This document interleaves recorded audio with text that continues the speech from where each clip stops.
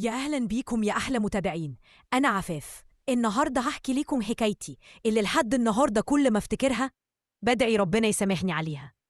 حكايتي بدأت من غيره كانت السبب في خراب بيتي وقلبي وحياتي كلها. أنا أصغر من أختي مروة.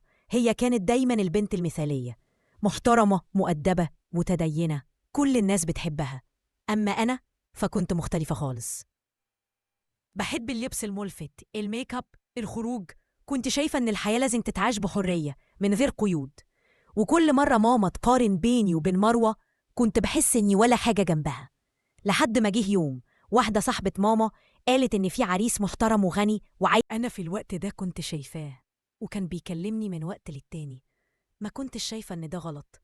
كنت بقول لنفسي هو خلاص مش خطيبها، بس الحقيقة كنت بحاول آخد اللي كان ليها. وبالفعل بعد ما الخطوبة فسخت كلمني وقال إنه عايز يتجوزني أنا. فرحت، حسيت إن دي فرصتي تثبت إني أحسن منها. اتخطبنا واتجوزنا بسرعة. في الأول كان بيحبني، أو كده كنت فاكرة، لكن بعد الجواز بدأ يتغير. كل شوية يقولي أختك كانت محترمة أكتر منك، أختك دي مثال للست الصح. الكلام ده كان بيكسرني من جوه. كنت بحاول أرضيه بأي طريقة، لكن هو دايما كان شايفني أقل منها. الغريب إن بعد فترة مروة اتجوزت راجل محترم جدا وغني كمان. كنت فرحانة لها قدام الناس، بس جوايا كنت مولعة نار. حسيت إن حتى بعد كل اللي حصل ربنا كرمها أكتر مني. وجوزي بدأ يلاحظ ده، وبدأت الغيرة تزيد عليه هو كمان. بقى يقارن بين حياتنا وحياتها، بين لبسي ولبسها، بين كلامي وكلامها. يوم ورا يوم علاقتنا بقت جحيم. هو بقى عصبي وأنا بقت مريضة بالغيرة.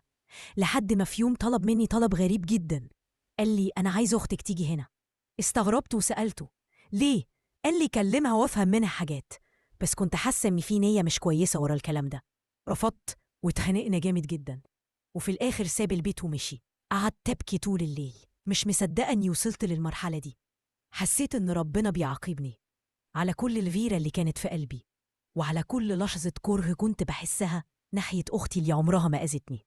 هي كانت دايما بتسامحني وبتدعيني للطريق الصح، لكن أنا كنت دايما أصدها. عدت أيام ورحت لأختي أحكي لها كل حاجة. ما لمتنيش، ما صرختش في وشي، بس عينيها قالت كل حاجة. قالت لي بصمتها إنها اتوجعت مني، وإنها مش قادرة تثق فيا تاني.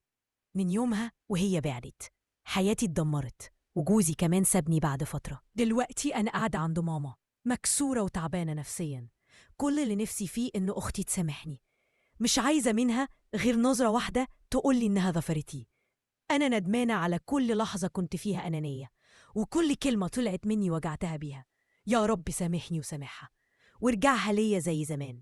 يمكن حكايتي تكون درس لأي حد بيسمح للغيرة تسيطر على قلبه، لأن الغيرة ممكن تموت كل حاجة حلوة جواك وتخليك تخسر أقرب الناس ليك.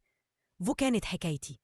ياريت تقولولي في التعليقات لو كنتم مكاني كنتوا تعملوا إيه، وتفتكروا أختي المفروض تسامحني.